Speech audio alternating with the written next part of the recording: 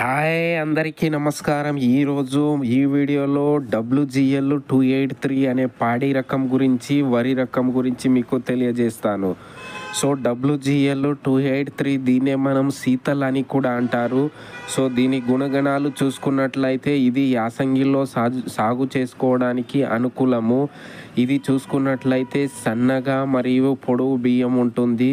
ఇది మెయిన్ దీని యొక్క ప్రత్యేకత చూసుకున్నట్లయితే మనకు ఇది చలిని తట్టుకుంటుంది. కాబట్టి యాసంగిలో సాగు చేసుకోవడానికి చాలా అనుకూలం అన్నమాట ఇది. సో అదేవిధంగా కొన్ని మనకు వరి చూసుకున్నట్లయితే యాసంగిలో మనకు హార్వెస్టింగ్ టైంలో కోత సమయంలో గింజలు రాలే గుణం ఉంటుంది.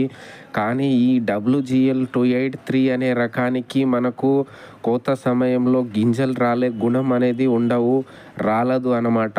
సో దీని మనము పంట కాలం చూసుకున్నట్లయితే ఇది 125 రోజుల పంట కాలము, 125 రోజుల కోతకు వస్తుంది. సో కాబట్టి ఇది యాసంగిలో సాగు చేసుకోవడానికి అనుకూలము. మనము ముఖ్యంగా చూసుకున్నట్లయితే చలి ఎక్కువ ఉంటుంది యాసంగిలో, కావున ఇది చలిని బాగా తట్టుకుంటుంది. కావున ఇది వేసుకుంటే మంచి దిగుబడి కూడా సాధించవచ్చు.